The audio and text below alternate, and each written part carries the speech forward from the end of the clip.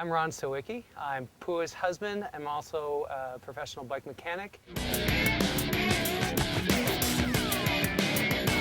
Today I'd like to show you how to keep your bike clean and working properly. First thing to do is just to rinse it off. Don't be afraid of a good amount of spray. You don't need to use a high pressure wash setting. I'm using just a flat rinse. You can get in there. Most bikes are sealed bearings, so you just want to get in, loosen up the dirt, and get off the excess so that when you scrub it, you don't scratch the bike. Second thing you want to do is degrease the bike. I've got some standard Pedro's degreaser right here that I'm going to spray.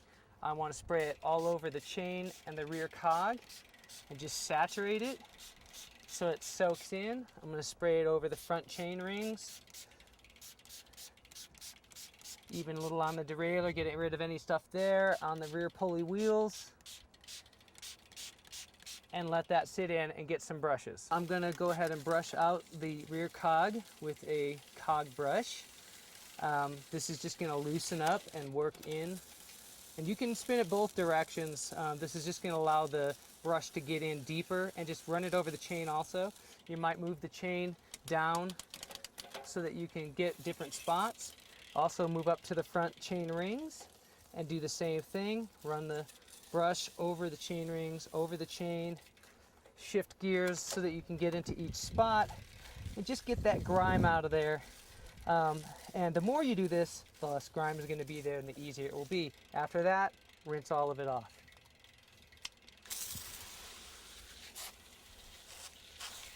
And already it starts to look like new again.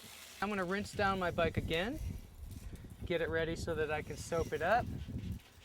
I'm going to use these two different brushes. One is an overall bike brush, this one here. The other one is to get into all the nooks and crannies.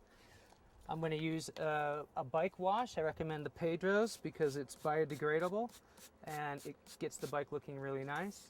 And then you're just going to scrub all over the cables and just stick it in every nook and cranny you can get. To get into the harder to reach spots, I now have my other brush, which I'm going to squirt down, and I'm going to stick that in the hard to reach areas. And if you do this at least once a month, you're going to be able to keep your bike really clean. Although if you do it twice a month, your bike is going to love you and it's going to operate a lot nicer once you get all of the little rocks and things out of there. When you're over here by the brakes, try not to get any cleaners or anything inside where the brake pads are. Once you get some other deposits on the brake pads, that's when you're going to get the squealing and the noises that you can't stand while you're riding. You don't need to clean the rotors off. They should clean themselves by braking. Finally, rinse clean.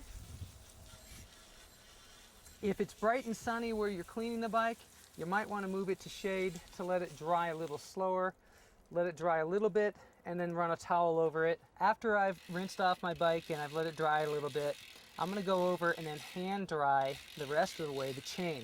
If you have an air compressor, it's nice to just take the air compressor and blow the excess water out of the chain so that you don't have any buildup. Once you're sure the chain is dry, then go ahead and re-lubricate it, saturate it, and work the lubricant in and wipe off the excess. Every so often you want to do an intensive cleaning.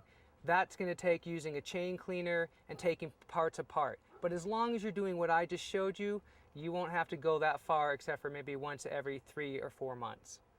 And that's it. That's the best way to keep your bike operating nicely. This Sawicki Bike Tip is brought to you by Ellsworth Bikes, like no other bike on earth.